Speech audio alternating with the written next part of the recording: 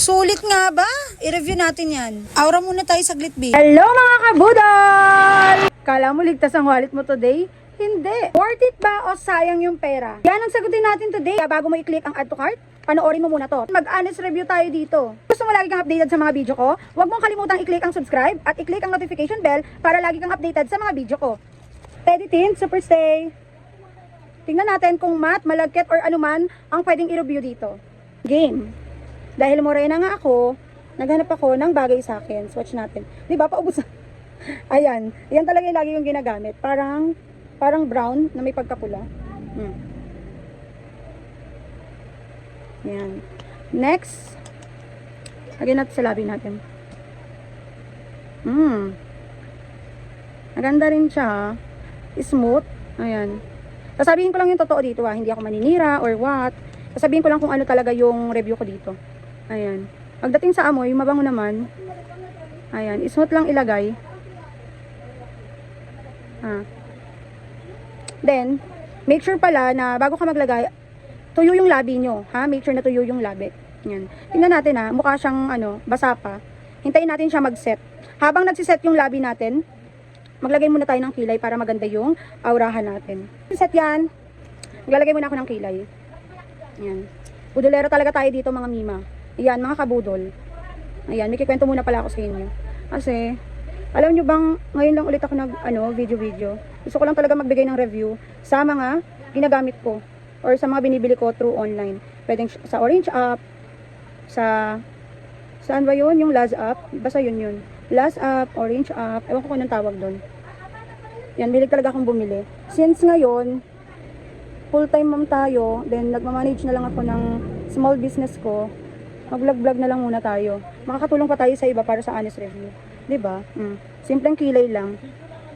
Simpleng kilay lang para sa pang-araw-araw. 'Di ba? Ayan, wait natin mag-set to since matagal talaga siya mag-set, no? Ayan. Maganda siya. As in, bagay siya sa ewan ko kasi tingin ko sa akin bagay yung color niya dito sa akin. Since morena ako. And then, sa pagsiset niya, medyo natatagalan ako. Pero mabango naman siya. 'Di ba? May salamin kasi ako. Ayan, hintayin natin mag-set kung gaano kaganda. Ayan, magpa-foundation pa ba tayo or kilay lang? Ayan, tingnan natin. Tingnan yung inano natin. Ang tagal niya talaga mag-set. Pero kung sa tawag dito, kung sa amoy, sa pag-apply, okay naman siya. Smooth lang talaga, malambot sa labi. Ayan, ang problema ko lang dito is matagal siya mag-set. Yun lang yung pinakaano ko sa kanya. Then titingnan pa natin mamaya kung transfer proof talaga siya. Kasi yung nandito, ano naman na siya.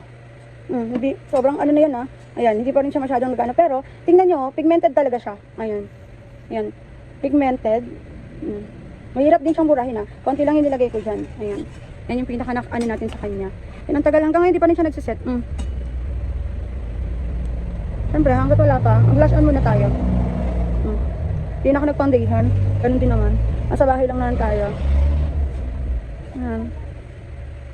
Nasa bahay lang naman dyan. Okay na yan.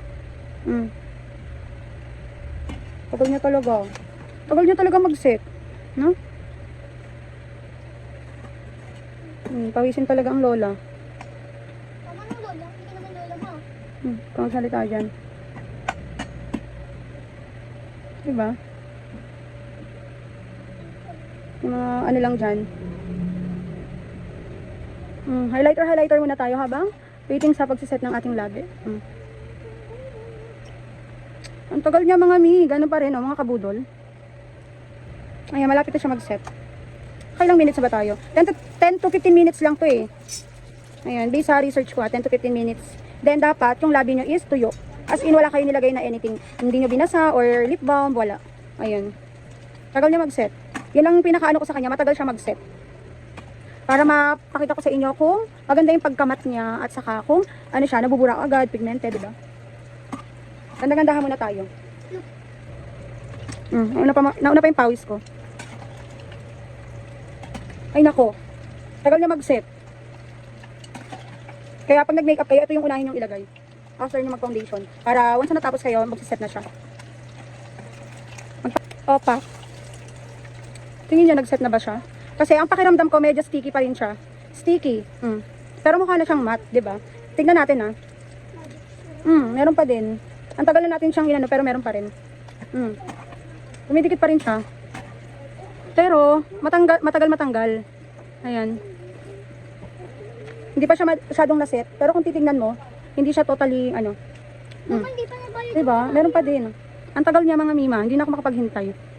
Sige na nga, i-rate na natin to. I-rate ko na siya mga mima ha. Honest review lang tayo dito, Maybelline ha. Maybelline, ang ganda naman ito. Ang ganda ng packaging niya. Ang cute. Teddy Tint Super Stay Maybelline. Ang ganda. As in. Pati yung color niya. By the way, 115 copy date. Yung pinaka, niya, shade. 115 copy date yung pinaka shade niya. And then, matagal talaga siya mag-set. Yan o, mukha na siyang matte, pero sticky pa rin. Nung naganito ako, may dumikit talaga. Ayan. Meron pa, yung dito ko, matagal siya dito. Pero yung dito, banda, na siya ng konti. Yun lang problema ko, matagal siya mag-set. Diba? Pero maganda siya kung tutuusin. Kung for everyday lang, ayan. Kung sa bahay lang kayo, or kung aalis kayo, pwede na rin naman siya. For me, 5/10 to. Ayan. Tingin mo, sulit ba yung binayad ko rito? Mag-a-add to cart ka ba? Ano ba yung next na gusto mong i-review natin? Comment mo lang sa comment section. Ganda. Kanina, 5/10. Ngayon, 7/10 ka na. Dahil matagal ka lang mag-set. Pero sobrang ganda. Diba? Ito yung switch ko kanina.